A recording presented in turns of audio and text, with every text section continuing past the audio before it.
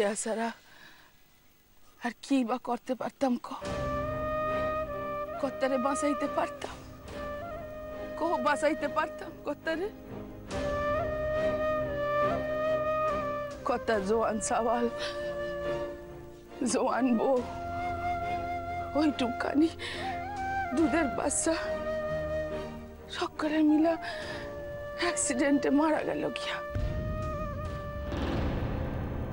কর্তা আমগো পাঠাইছিলেন কর্তা সাওয়ালের দিল্লির বাসায় তাগো দেখভালের লিখা। কি কইতাম কর্তার নিকট ফিরে আসা, কর্তার নিকট কেমনে খাড়া হইতাম কেমনে কইতাম যে কামে আমগো পাঠাইছিলেন আমরা করতে পারি নাই কর্তা, কেমনে কইতাম? কইতে পারতাম কর্তা আপনার সাওয়াল মরছে, আপনার বৌমা মরছে, এমনকি আপনার নাতিনও মরছে, কইতে পারতাম?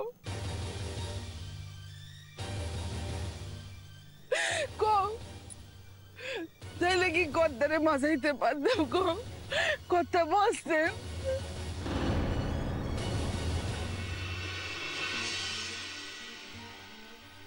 বাংলাদেশ থেকে সেই কতটুকু বয়সে ভারতে চলে আসছি। ভারতে এসা অনেক ঘাটের পানি খাইতে খাইতে শেষ পর্যন্ত কর্তার আশ্রয়। কর্তা যদি আশ্রয় না দিতেন কি হইতো,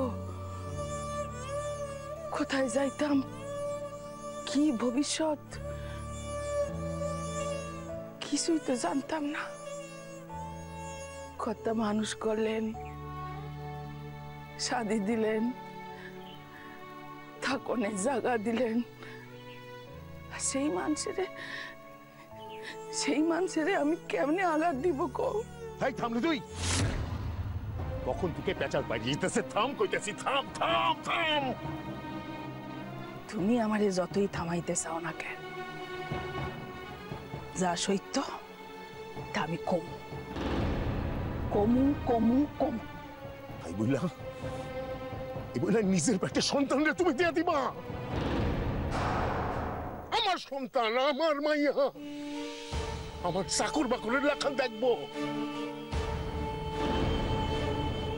আমার সন্তান তার আমি কোনোদিন কোনো শিক্ষা দিতে পারলাম না। রাজ্যের কোন শিক্ষা শিখতেছে আর আমি বইয়া বইয়া তাই দেখতেছি। এরপরে তুমি কান্দো, আমার নিকট কান্দো। কি কার সন্তান? ওই দিদিমণি কার সন্তান আছে? জগন্নাথ, মুই এই কনা শুনেছি, যা শুনেছি তা কি ঠিক শুনেছি?